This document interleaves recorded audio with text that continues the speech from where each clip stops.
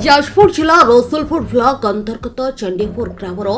ग्रामवासी माने स्थानीय कुआखिया बजार निकट चंडीपुर ठारे होटेल मेहफिल नामक एक हिपी खोला मद दुकान खोलने को विरोध कर जाजपुर जिलापाल को एक दाबीपत्र प्रदान करिसेंती। सूचना अनुसार चंडीपुर अंचल में वर्तमान सुधा दुईटी सरकार स्वीकृति प्राप्त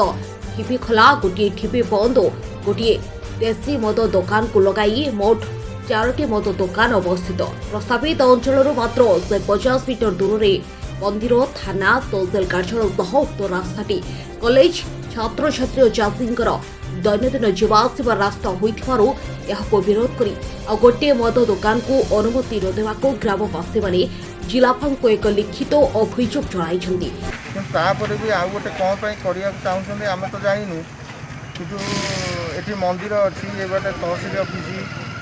फायर स्टेशन यही बार जाकि लोक चाषी भी चाषी भी जाऊँ जावासिया कर किंतु पछपटे चाषी गोड़े फुटुची काच से बोतल फोपाड़ुं एत करी भी आम अपोज कलु जे करतुनि आ गोटे मद दुकान से निश्चित कहते ना आम ये गोटे मद दुकान खोलू हाँ ठिपी बंद दुकान खोलते गोटे कथा से ठिपी खोला मद दुकान खोलिया चाहूँ तेणुक आम तीव्र विरोध करुँ तेणुक जदि से किसी निष्पत्ति न नि आम राजरास्ता को ओह्लैबू अवगत कर हाँ हाँ कमिशनर पाखे कहुई कलेक्टर पाखे कहुई कि मौखिक भाव कहते ना कि लिखित आकार अभियोग कराई ना लिखित आकार भी दिखाई मौखिक भी कहुई बहुत थर भी स्टेप ने आज जो आप अवरोध करते आज आप उपरिस्थ अधिकारी आसी आपन पाखे पहुँचते हाँ इन्स्पेक्टर आसी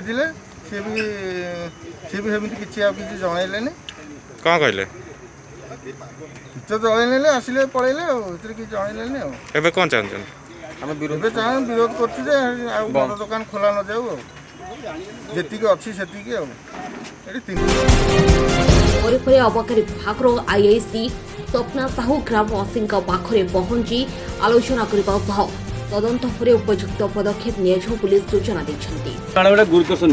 निश्चित नबा कारण आपण तो जहाँ मत देछन सेटा आंसर हम करले ना समस्त मधु हेले हम बाटसाट पड़े कौन मत रखिया कोन आपण माने अपन सारा हां आज जोटी जो आपण माने तो सीधा सड़क हमर एटी हमर सहित उपस्थित अछंती एटा हमर प्रस्तावित मद दुकान से प्लॉट ऊपर चलछि तार अभियोग भाई मान देइथिले स्थानीय बासिंदा देइथिले ता ऊपर बर्तन तदंत चलिछि एमान तांकर मत रखुचंदी जे भाई मान एटी मद दुकान हेले तांकर ए प्रकार असुविधा हो जोटा कि आपण माने जेठी उपस्थित रही सुनुचंदी एटा होछि आजिरो माने डायरेक्ट तो तदंत चलिछि आपण सेथरो आपनकर मत ग्रहण करियो। जाजपुर प्रताप पृष्ठिंग रिपोर्ट क्रांति धारा प्लस।